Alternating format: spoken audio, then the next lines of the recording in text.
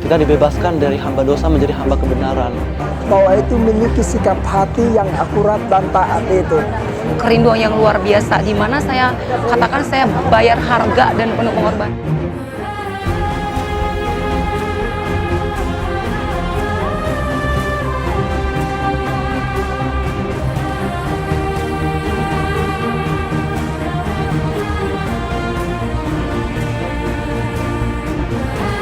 Dia memutuskan untuk memanggil keturunan Abraham oleh karena iman.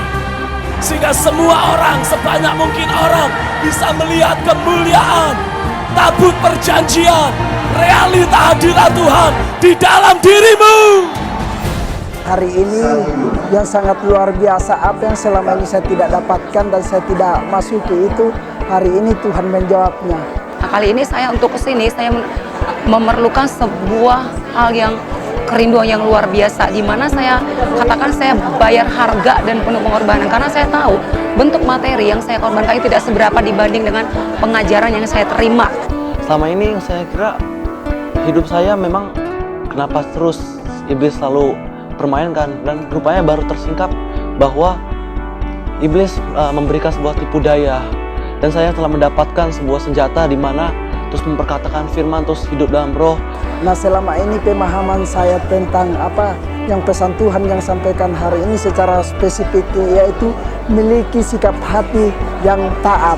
Nah, miliki sikap hati yang taat, karena tanpa ada ketaatan kita tidak pernah mengalami apa yang Tuhan kita, dan kemudian miliki sikap hati yang mudah percaya apa yang Tuhan sampaikan.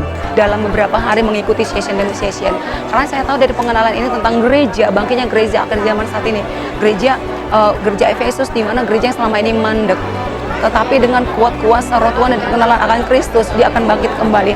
Bagaimana membuat roh jemaat itu kembali berkobar-kobar dan meluap-luap. Nah, ketika kita lemah, kita nggak perlu dalam pergumulan, ya. Ketika dalam pergumulan, karena kita tahu, ya, pada saat ini bahwa ketika kita tetap menyerahkan, ya, segala kekhawatiran, segala mengenal jalan salibnya Tuhan, maka kita yakin banget bahwa apapun itu, pengorbanan Kristus di kayu salib itu akan tetap membantu kita menguatkan roh kita. Dimensi roh ilahi ini tetap nyata.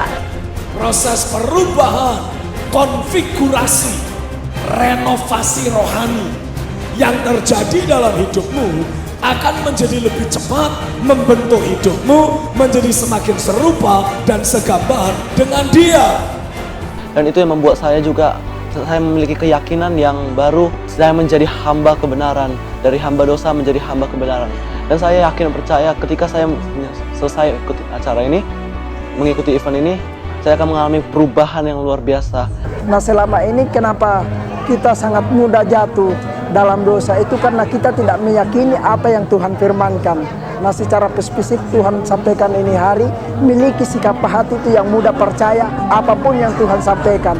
Jadikan itu sikap dasar keyakinan di dalam diri kita, dan itu yang menjadi pola yang harus kita jalani di kehidupan kita sehari-hari.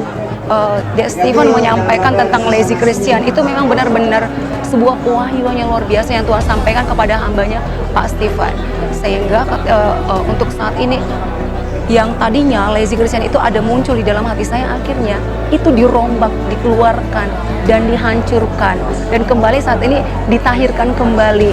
Jadi hati dan roh saya itu kembali ditahirkan, naik dan naik dan naik, gak ada yang tersembunyi.